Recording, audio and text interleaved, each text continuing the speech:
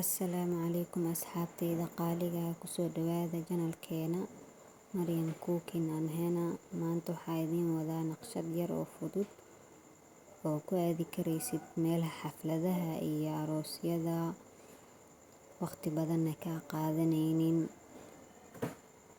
Flower aad u qurux badan oo fudud waaye, ka faa'iideysta asxabteyda.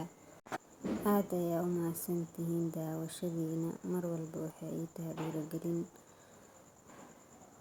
Ka faa'iideysta marka asxabteyda. aad ayuu u fudud yahay naqshada. Qofkii cilaan oo u bilaaban yahay kale ama qofkii baranayo labadaba kuma adko. Wax walba isku day waaye.